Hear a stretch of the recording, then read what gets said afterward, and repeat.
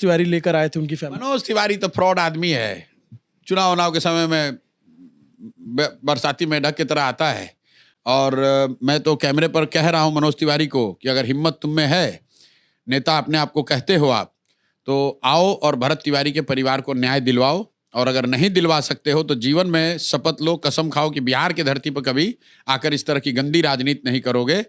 किसी के बच्चे की मौत हुई है और उसके माँ को चंद वोट या सम्राट चौधरी के सामने अंक बढ़ाने के लिए उस माँ को विक्षिप्त अवस्था में लाकर मिलाना और समाज में ये मैसेज देना कि इनका समझौता हो गया है, इससे बड़ा घिनौना अपराध कुछ हो नहीं सकता है।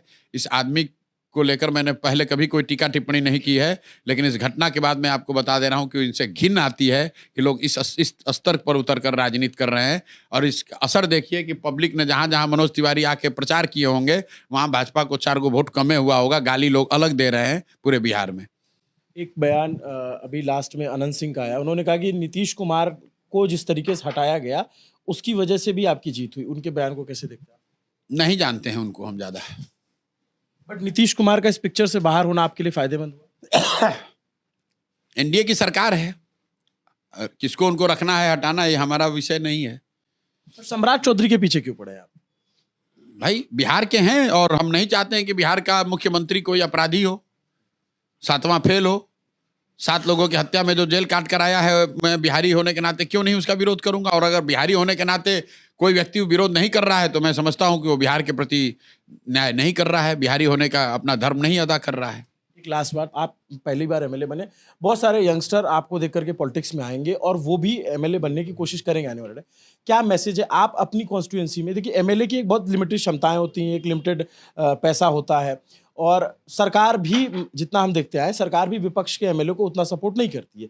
तो ऐसा भी नहीं है कि आप बांकीपुर को बेंगलोर बना लोगे, ये बात आप सही कह रहे हो। बट एज ए एमएलए अगर कोई इंडिपेंडेंट भी बन रहा है, कोई अकेला भी है, वो क्या ऐसा करे कि जनता में लगे कि हाँ यार हमारा एमएलए काम रहा? 3 बात जो मैंने कही है उस पर कायम है। बांकीपुर में जो कोई भी विधायक कर सकता है, बांकीपुर में विधायक से जुड़े हुए किसी मामले में 1 रुपया की चोरी नहीं होगी। तो बांकीपुर में अगले 2-3 महीनों में गरीबों को 4 किलो नहीं, पूरा तौल कर 5 किलो अनाज मिलेगा। नहीं मिलेगा तो अफसरों को नापा जाएगा। बांकीपुर में राशन कार्ड बनाने के लिए कोई सरकारी कर्मचारी पैसा नहीं ले पाएगा। कोई भी नाली गली में कमीशनखोरी नहीं होगी, भ्रष्टाचार नहीं होगा विधायक से जुड़े हुए मामलों में। दूसरी बात मैंने कहा है कि मेरे आचार विचार व्यवहार से बांकीपुर के लोगों को शर्मिंदगी नहीं होगी। तीसरी बात मैंने कहा है, जो बड़ी बात कही है, कि यहाँ पर जो गरीब लोग रहते हैं उनके बच्चों के पढ़ाई की व्यवस्था निश्चित तौर पर करा दी जाएगी और उसकी